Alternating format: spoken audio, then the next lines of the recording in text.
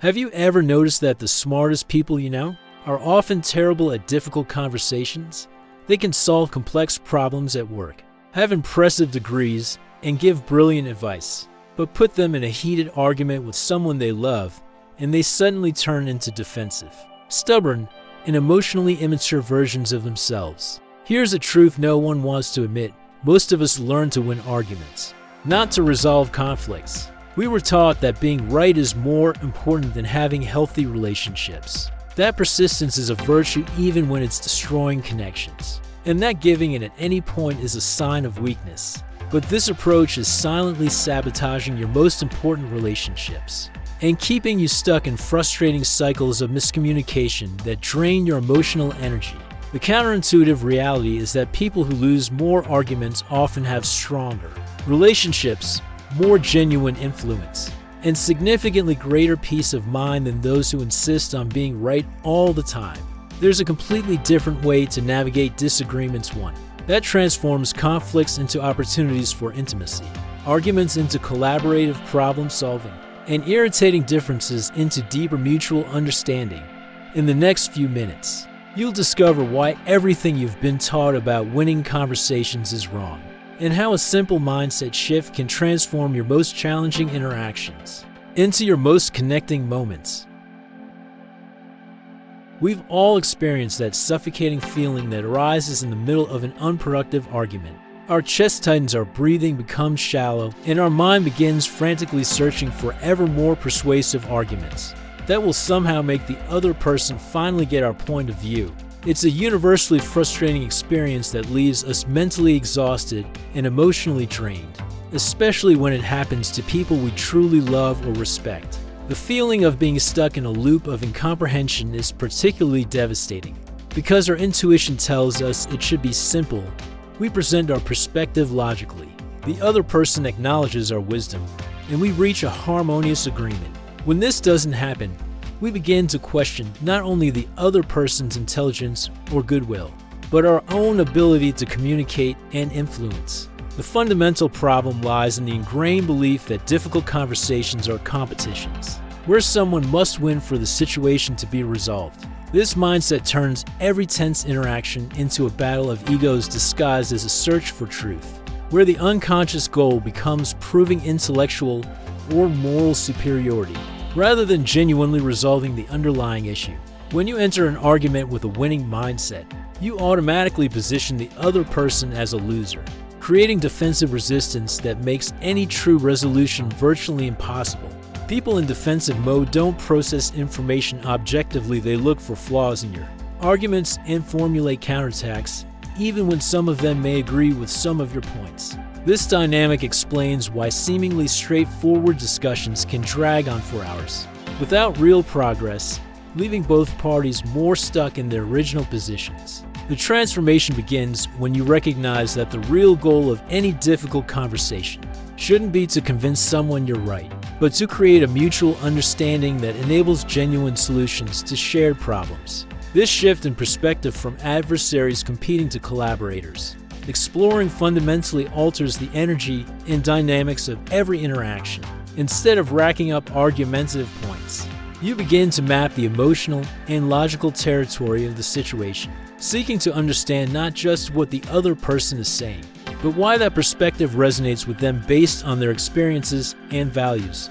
When you can make this mental transition, something magical happens.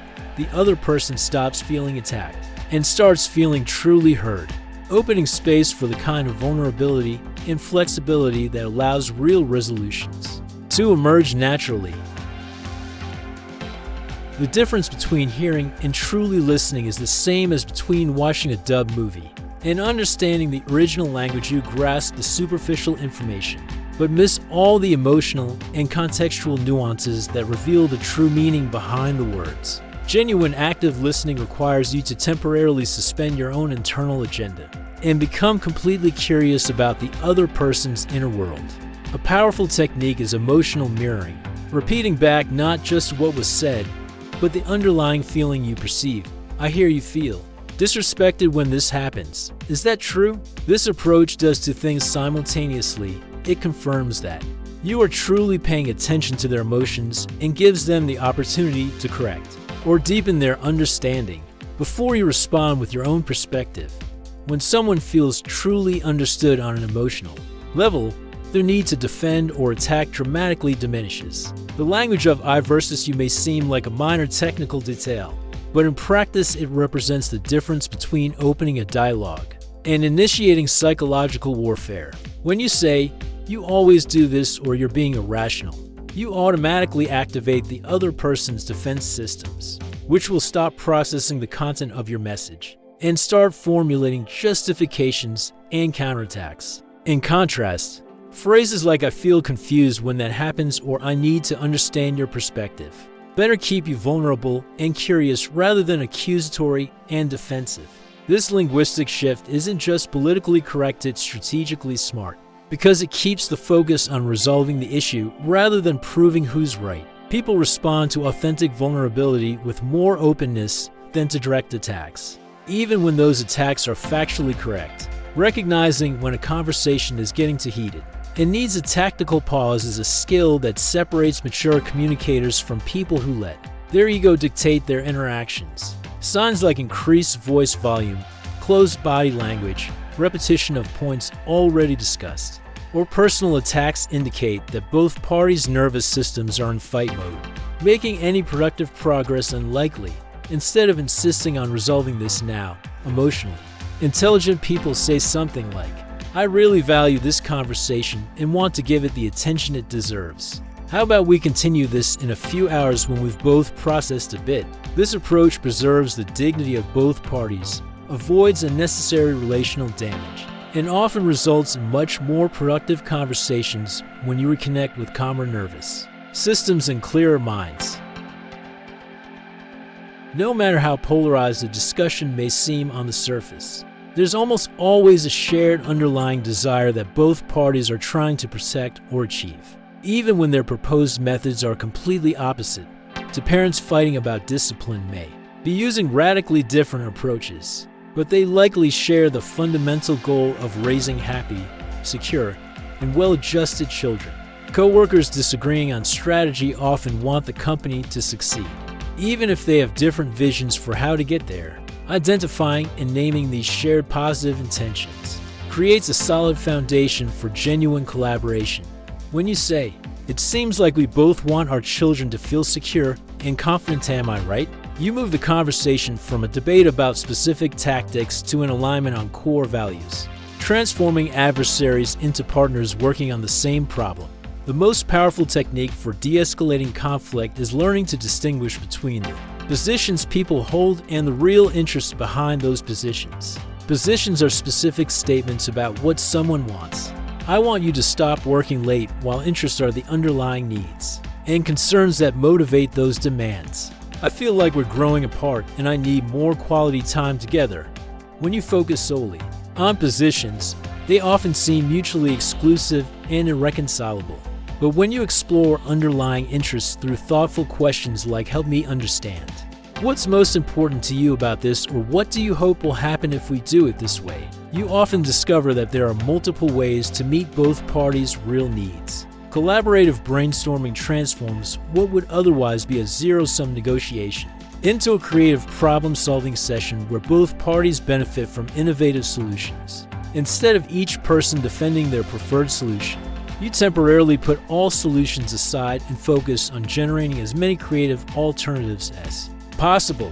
Simple rules like no judgment during the ideation phase and build on each other's ideas create an environment where genuine solutions can emerge. Often, the best resolutions are those that neither party had initially considered, but that emerge from the creative combination of insights from both perspectives. When people feel like co-creators of the solution rather than winners or losers in a battle, they feel much more committed to implementing and maintaining the agreements reached. Emotional outbursts and difficult conversations are like storms in tents, destructive if not handled properly, but also opportunities to clear the air if you know how to navigate them skillfully. When someone is in the midst of an emotional outburst, the prefrontal cortex responsible for logic and reasoning is temporarily offline, rendering logical arguments not only useless, but potentially provocative. The most effective response is to first validate the emotional intensity, without necessarily agreeing with the content. I can see this is really moving you, or it's obvious this is very important to you. This emotional validation often allows the person to feel heard, enough to begin to calm down naturally. Keep your own voice calm and volume low. Emotions are contagious, and your calmness can help regulate the other person's nervous system through what neuroscientists call co-regulation. Stubbornness and resistance are often signs that the person doesn't feel safe enough to be flexible, or that their fundamental needs aren't being recognized in the conversation. Instead of trying to force change through more logic or pressure, approach resistance with genuine curiosity. It seems like there's something important about this that I don't fully understand yet. Can you help me see it from your perspective? Often, what seems like irrational stubbornness is actually an attempt to protect something valuable you haven't yet identified. Techniques like finding the grain of truth, identifying valid aspects of the other person's perspective, even when you disagree with the overall conclusion, can soften resistance and create openness for gradual movement. Remember that perspective shifting is a vulnerable process that requires psychological safety, not additional pressure. Some conversations genuinely don't have immediate resolution, and acknowledging these moments with grace is a crucial skill for maintaining healthy long-term relationships. Agreeing to disagree doesn't mean giving up or admitting defeat. It means recognizing that intelligent, well-intentioned people can reach different conclusions based on their unique experiences, values, and priorities. The art lies in making this transition in a way that preserves dignity and mutual respect. I really appreciate understanding your perspective, even if we see it differently. Our relationship is more important to me than being right about this. This approach allows both parties to maintain their convictions without sacrificing human connection, and often leaves room for new understandings to emerge naturally over time. When the pressure to solve this now is removed, when you consistently navigate conflict collaboratively rather than competitively, something profound happens in the dynamics of your relationships. People begin to trust that you are safe for honest disagreements. This trust is incredibly valuable because it allows relationships to evolve and deepen through natural differences, rather than stagnating in superficiality to avoid confrontation. Romantic partners who develop these skills build intimacy through joint problem solving.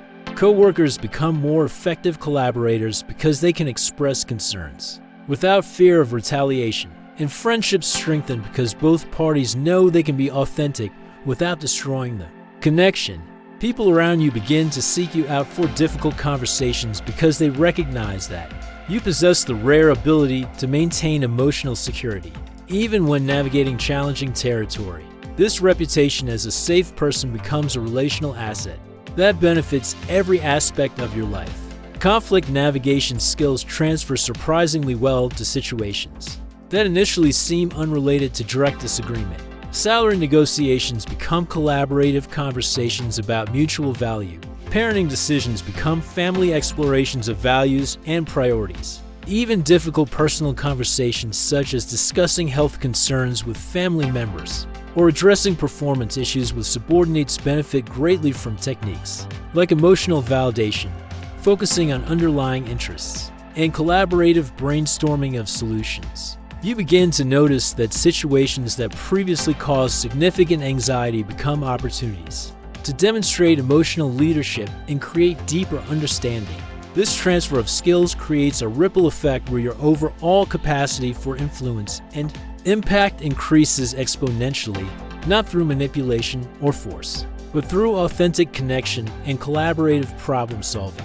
The next step is to deliberately seek out low-stakes opportunities to practice these techniques until they become second nature. Start with smaller conversations, disagreements about weekend plans, differing opinions on movies, or family discussions about logistics, and consciously practice techniques like active listening, eye language, and finding common ground. Notice how people respond differently when you approach differences of opinion with genuine curiosity rather than defensiveness. Keep a mental note of which techniques are most natural to you and which require more conscious effort. As these skills become more automatic, Begin gradually applying them to higher stakes situations. Remember, the goal is not to avoid all disagreements, but to transform them into opportunities to deepen understanding and strengthen relationships through collaborative resolution. Now you have the complete roadmap to transform any difficult conversation from a draining battle into an opportunity for genuine connection. But here's the real test. Do you have the courage to let go of the need to be right in the next argument that arises? Over the next few days, I want you to identify a conversation you've been avoiding, perhaps with a partner about finances, a colleague about responsibilities, or a family member about boundaries. Use this situation as your personal laboratory. Apply genuine active listening. Look for underlying interests and focus on common ground rather than proving your points. Which relationship in your life would benefit most if you could navigate disagreements with more skill and less drama? This person deserves the most emotionally intelligent version of you, not the version that needs to win to feel validated. And when you begin to experience the profound relief of resolving conflicts through collaboration instead of competition, come back here and share in the comments, what breakthrough did you experience? How have these techniques changed the dynamics of your most important relationships? If this content has shown you a completely new way of thinking about conflict resolution, subscribe to the channel and turn on notifications, because mastering difficult conversations is just the foundation for building relationships that not only survive challenges, but actually grow stronger through them.